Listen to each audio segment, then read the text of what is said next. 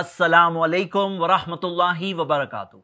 मैं जैद पटेल, आप देख रहे हैं straightforward. Waseem Rizvi UP वक्फ बोर्ड के एक्स चेयरमैन ने एक पीआईएल दाखिल किया सुप्रीम कोर्ट में, यह डिमांड करते हुए कि कुरान की 26 आयतें कुरान से निकाल दी जाए क्योंकि यह आयतें आतंकवाद सिखाती है। मैं आप सब भाइयों और बहनों के सामने 12 प्रूफ्स रखना चाहता हूं। कोई भी इंसान चाहे किसी भी धर्म का क्यों ना हो, वो अगर एक ओपन माइंड से अगर सोचे तो उसे दिखाई देगा कि ये पूरा के पूरा टॉपिक कितना जुल्म, कितने नाइंसाफी और कितनी बड़ी बेवकूफी की बात है। हम ये जानते हैं कि इस टाइप की कैंपेन्स कोई नई बात नहीं है। विश्व हिंदू परिषद की 2002 की रिपोर्ट आप देख सकते हैं कि उन्होंने भी इस टाइप का डिमांड किया था और 1985 में चांदमल चोपड़ा ने इस टाइप का ऑलरेडी एक पिटीशन फाइल किया है जो ऑलरेडी रिजेक्ट हो चुका है। इससे पहले कि मैं अपने 12 एविडेंसेस आपके सामने रखूं, मैं सारे धर्म के भाइयों और बहनों से एक रिक्वेस्ट करना चाहता हूं। आप एक बार ऐसा क्यों नहीं कर लेते कि कुरान खुद खोलकर पढ़िए। इस वीडियो के डिस्क्रिप्शन में आपको कुरान के डाउनलोड के लिंक्स मिलेंगे। आप जिस किसी जुबान को जानते हैं, आप अपनी जुबान में कुरान का ट्रांसलेशन पढ़ सकते हैं ताकि आप डायरेक्टली एक बार समझ लें what does Islam actually teach, Islam actually क्या सिखाता है। और हमारी ये वीडियो भी आपको डिस्क्रिप्शन में मिलेगी जिसके अंदर आपको इस्लाम का एक ब्रीफ मुख्तसर इंट्रोडक्शन दिया गया है। पॉइंट नंबर 1, कुरान सूरह तौबा सूरह 9 आयत नंबर 5 पर यह ऑब्जेक्शन उठाया जाता है और वही घिसा पिटा ऑब्जेक्शन है जिसका जवाब हम लोग सालों साल से अल्हम्दुलिल्लाह दे रहे हैं। इस आयत में यह दिया है कि मुश्रिकों का कत्ल करो, लेकिन यह नहीं बताया जाता कि किस पस मंजर की बात हो रही है, किस बैकग्राउंड में बात हो रही है। अगर आप बैकग्राउंड पढ़े सूरह तौबा सूरह 9 आयत नंबर 1 से लेकर 5 तक, आप खुद देख सकते हैं कि वो जंग के माहौल की बात हो रही है, नॉर्मल हालात की बात नहीं हो रही है। पॉइंट नंबर 2, तो इस्लाम ने सिखाया क्या है। यह नहीं बताया जाता है कि इस्लाम ने यह सिखाया है कि सारे इंसान एक भाईचारगी का हिस्सा है, एक ब्रदरहुड है। अपने पड़ोसी के साथ अच्छा सलूक करो, चाहे वो किसी भी मजहब का क्यों ना हो। कुरान में यह सिखाया गया है एक मासूम जान का कत्ल करना ऐसा है जैसे कि सारे इंसानों का कत्ल कर दिया, और एक जान को बचाना ऐसा है जैसे सारे इंसानों को बचा लिया। कुरान में सिखाया गया है कि एक नॉन मुस्लिम के पास भी हक है, राइट है of safety of life, of safety of property, की उसकी प्रॉपर्टी सेफ रहे, उसके धर्म में उसे आजादी दी गई है। साफ किया जाएगा, औरतों की इज्जत की जाएगी, अच्छे अखलाक के साथ पेश आया जाएगा और उनके लिए दुआ की जाएगी। पॉइंट नंबर 3, कुरान की 26 आयतें बताई जा रही है जंग के ताल्लुक से। मैं आपके सामने 40 कानून इंडिया के रखना चाहता हूं। 14 कानून आईपीसी के अंडर में जिसमें मौत की सजा दी गई है और 26 कानून नॉन आईपीसी लॉज के अंदर जिसके अंदर मौत की सजा दी गई है। अब अगर कोई हम पर ऑब्जेक्शन उठाए कि इंडिया में तो लोगों का कत्ल किया जाता है कानून के तहत, और सिर्फ कानून नहीं प्रैक्टिकल तौर पर भी आप देख सकते हैं कि 4 लोगों का कत्ल कर दिया गया, तो हम लोग क्या जवाब देंगे? हम लोग जवाब देंगे कि आप कत्ल की बात तो कह रहे हो, किस वजह से कत्ल किया जाए वो नहीं कह रहे हो। यह तो नाइंसाफी की बात है कि हाँ यस ऐसे 40 कानून हैं इंडिया में जिसके अंदर मौत की सजा दी जाती है, लेकिन मुजरिमों को दी जाती है जिनका जुर्म साबित हो जाए। और हाँ, ये 4 जिन्हें आप देख रहे हैं ये तो वो लोग हैं जो निर्भया केस के अंदर बहुत ही बदतरीन किस्म के रेप केस में इन्वॉल्व थे, उनको भी 8 साल बाद जाके सजा हुई।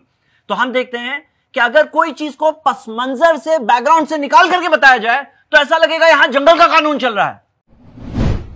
पॉइंट नंबर 4, हमारे खुद के प्राइम मिनिस्टर ने बालाकोट स्ट्राइक्स के टाइम पर कहा था कि हमारा सिद्धांत तो यह है कि हम घर में घुस कर मारते हैं। अब आप बताओ, इस बात को अगर पस मंजर से हटा करके जब प्राइम मिनिस्टर साहब पाकिस्तान गए थे वहां पे जाके फिट किया जाए, या इंडिया पाकिस्तान की जब मैच चल रही है वहां पे फिट कर दिया जाए, तो क्या इंसाफ की बात होगी? पॉइंट नंबर 5, आप ये फोटोज देखिए। लॉकडाउन में पुलिस ने लॉकडाउन एनफोर्स करने के लिए बहुत ताकत का इस्तेमाल किया। अब कोई अगर ये फोटोज को पस मंजर से हटा करके बोले कि इंडिया की पुलिस तो ऐसी है, चलते रास्ते चलते लोगों को मारती जा जाकर डंडे, तो फिर हम कहेंगे ये तो बहुत बुरा लगेगा, ऐसा लगेगा कि कैसी पुलिस है। लेकिन वो एक काम कर रहे थे, एक ड्यूटी कर रहे थे, वो ड्यूटी के तहत उन्होंने किया। मैं पॉइंट ये बताना चाहता हूं कि कोई चीज को अगर पस मंजर, बैकग्राउंड से निकाल करके बयान किया जाए तो बहुत बड़ा जुल्म लगने लगता है। पॉइंट नंबर 6, आप कुरान की बात कर रहे हैं, ऐसी बातें तो सब धर्म की किताबों में है, आप खुद पढ़ के देख सकते हैं। मिसालें भगवत गीता से, बाइबल से देता हूं। कृष्णा अर्जुन से कह रहे हैं, चैप्टर 2 वर्स 37 में दिया है युद्ध में मारा जाकर स्वर्ग को प्राप्त होगा। आप खुद कवर से देख सकते हैं कि ये किताबों का, महाभारत का, भगवत गीता का सेंट्रल थीम क्या है, किस पस मंजर, किस बैकग्राउंड में बातें हो रही है। यकीनन जंग की बात हो रही है, जंग के माहौल में बात हो रही है। एक दो नहीं, हंड्रेड्स ऑफ वर्सेस है जंग के माहौल के अंदर, जंग की बात। इसी वजह से नवंबर 2011 की बात है, रशिया के अंदर भगवत गीता को बैन करने का पिटीशन फाइल किया गया था, जो वहां पर बेटर सेंस प्रिवेल्ड और वहां के जज ने जाकर के फाइनली रिजेक्ट किया।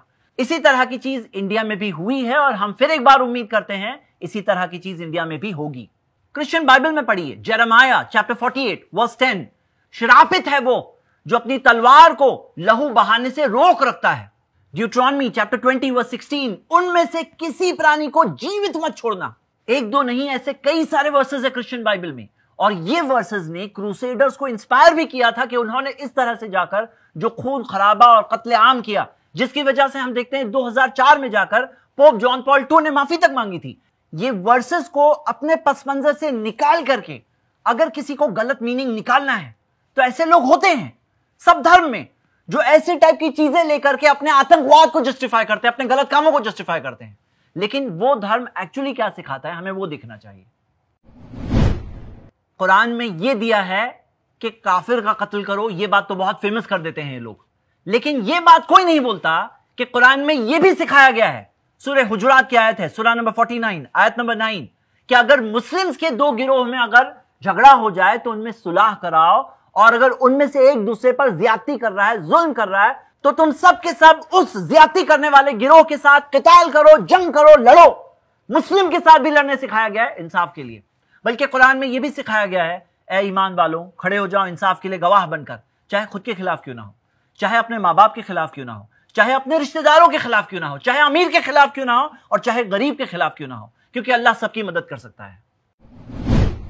पॉइंट नंबर 8, जो लोग इस तरह से जंग के ताल्लुक से जो आयतें हैं कुरान में, जो हदीसें हैं, उन पर एतराज उठाते हैं, वो लोग एक्चुअली इस्लाम का इंट्रोडक्शन ही नहीं जानते। इस्लाम हमें सिर्फ नमाज पढ़ना नहीं सिखाता, हमें इबादत का सही तरीका तो सिखाता है, लेकिन साथ साथ में हमें एटिकेट सिखाता है, आदाब सिखाता है, अखलाक सिखाता है, हमें डाइटरी लॉज, खाने पीने के आदाब सिखाता है, टॉयलेट में कैसे जाना है, साफ सफाई कैसे रखना है, जिंदगी कैसे जीनी है, मैरिड लाइफ कैसे चलनी है, इनहेरिटेंस कैसे बंटनी है, बिजनेस कैसे करना है, पर्सनल लॉस कैसे चलेंगे, क्रिमिनल लॉस कैसे होंगे, और वॉर भी कैसे करना है, वो भी गाइड किया गया है। क्योंकि इस्लाम एक इंडिविजुअल का मजहब भी है, एक सोसाइटी का मजहब भी है, और एक कंट्री का मजहब भी हो सकता है। अब आप खुद बताओ, क्या एक कंट्री आर्मी नहीं रखती? तो क्या ये पीस के खिलाफ है? क्या एक कंट्री पुलिस फोर्स नहीं रखती? क्या ये भी पीस के खिलाफ है? हम यही कहते हैं कि ये आर्मी, ये पुलिस फोर्स, ये अमन को कायम रखने के लिए है। उसी तरह इस्लाम में जो जिहाद का कंसेप्ट है, वो इस्लाम का कोर गोल, अहम गोल, जो बेसिस है, अमन कायम करना, शांति कायम करना दुनिया में, उस मेन मकसद के लिए है, जुल्म, ज्यादती, टेररिज्म, ऑपरेशन के लिए नहीं है। पॉइंट नंबर 9, इस्लाम ने तो यह सिखाया है कि जो लोग आतंकवाद करते हैं वो लोग तो जन्नत नहीं जा सकते। जिहाद और आतंकवाद में बहुत बड़ा फर्क है। जिहाद एक ऑफिशियल गवर्नमेंट के अंडर में होता है, आतंकवाद एक इंडिविजुअल होता है या ग्रुप होता है, ऐसे लोग होते हैं जिनके पास लेजिटिमेसी नहीं होती है। जिहाद में, एक लेजिटिमेट वॉर में जो कंबैटेंट्स होते हैं, जो मिलिट्री वॉर में लड़ने आए हैं, उनसे लड़ा जाता है। आतंकवाद में सिविलियंस को मारा जाता है। जिहाद के अंदर रूल्स है, स्ट्रिक्ट रूल्स है, जो फॉलो करना होता है वो फॉलो करेंगे नहीं तो वो चीज इस्लाम के अंदर टोटली हराम और मना है। आतंकवाद के अंदर कोई लॉज नहीं होते। जिहाद ओपनली डिक्लेयर करके होता है, आतंकवाद सीक्रेटली होता है। तो ये सब चीजों में फर्क हम समझ सकते हैं कि इस्लाम का जो कंसेप्ट क्या है। इस्लाम ने बिल्कुल ये चीज की इजाजत नहीं दी है कि कोई भी इंसान जिहाद के नाम में जाकर के किसी मासूम का कत्ल करे। ऐसा है जैसे कि उसने सारे इंसानों का कत्ल कर दिया। पॉइंट नंबर 10, तो मेरे भाई और मेरी बहनें, बात आती है यहां पर अंडरस्टैंडिंग, समझ। क्या समझते हैं लोग? इंडिया के अंदर उलमा इकराम ने, मुस्लिम उलमा ने कई सारे फतवे दिए हैं, आप देख सकते हैं। कॉन्फ्रेंसेस में 70,000 उलमा फतवा दे रहे हैं, 1,000 उलमा फतवा दे रहे हैं। सबने मिलकर फतवा दिया है कि इस्लाम के अंदर आतंकवाद की कोई इजाजत नहीं है। सिर्फ इंडिया ही नहीं, बल्कि आप इंटरनेशनल तौर पर देख सकते हैं कि सारे दुनिया के मुसलमान आतंकवाद को अपोज करने में यूनानिमस है, सबके सब एक साथ में। किसी ने ये आयतों से आतंकवाद नहीं समझा है। पॉइंट नंबर 11, जो ये कहा जा रहा है कि कुरान की 26 आयतें हैं जो अबू बकर रदियल्लाहु अन्हु, उमर, और उस्मान रदियल्लाहु अन्हुम अजमईन, ये सब ने कुरान के अंदर दाखिल किया। वो लोग यही नहीं जानते हैं कि कुरान की अपनी एक इनइमिटेबल स्टाइल है, एक ऐसी स्टाइल है जो कोई इंसान कॉपी नहीं कर सकता है। कुरान के अंदर ये चैलेंज है, फातु बिसूरत मिन मिस्ली, एक सूरा ले आओ इसके जैसी।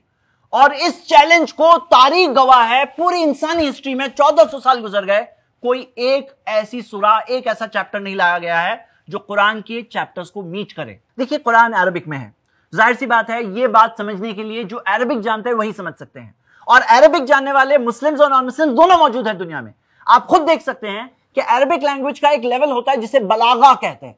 वो बलागा जो लोग जानते हैं वो लोग कुरान पढ़कर समझ सकते हैं कि ये डिवाइन रेवलेशन है, ये कोई इंसान का कलाम नहीं हो सकता, और इंसानी एफर्ट दिख जाता है कि इंसानी एफर्ट है। आप खुद बताओ वो 26 आयतें कैसे मिक्स होकर रह गई? कैसे मुमकिन है ये, कि कैसे मुमकिन है कि कुरान के अंदर आ जाए और 1400 साल में ये बात किसी को नहीं समझ में आए, बस आज जाकर किसी को समझ में आ रही है? ये कैसे हो सकता है? पॉइंट नंबर 12, कुरान एक प्रोटेक्टेड किताब है, एक महफूज किताब है। इसकी पुरानी मैन्युस्क्रिप्ट्स मौजूद है जो अनचेंज्ड, एक शख्स देख सकता है कि कुरान वैसा के वैसा है। हर जमाने और दौर के अंदर कई सारे लोगों को कुरान बाय हार्ट रहा है 1400 साल से। अगर आप आज देखें, मिलियंस ऑफ लोग मिलेंगे जिन्हें कुरान पूरा के पूरा बाय हार्ट है। हर मुस्लिम मस्जिद के अंदर आपको एक इमाम मिलेगा, कई लोग मिलेंगे जिन्हें पूरा कुरान याद होता है। अगर कुरान के इंटरनेशनल तौर पर सबके सब नुस्खे भी बैन कर दिए जाए, ये किताब इंसानी सीनों में है। ये किताब को कोई चेंज नहीं कर सकता, इसके अंदर कोई ऐड भी नहीं कर सकता, इसमें से कोई निकाल भी नहीं सकता। आखिर में मैं मुस्लिम ब्रदर्स से अपील करता हूं कि ऐसे चीप पब्लिसिटी स्टंट को हमें अहमियत नहीं देना चाहिए, बल्कि हमें ऐसे वक्त पर हमारे कंट्री के लोग ही नहीं, दुनिया के लोगों को कुरान का इंट्रोडक्शन देना चाहिए, ताकि वो खुद कुरान पढ़ें, कुरान को जानें। ये हम पर जिम्मेदारी है कि हमें इस बुराई का अच्छाई से जवाब देना है। शुक्रिया। अस्सलाम वालेकुम। ऐसे ही और वीडियोस बनाने में हमारी मदद करें।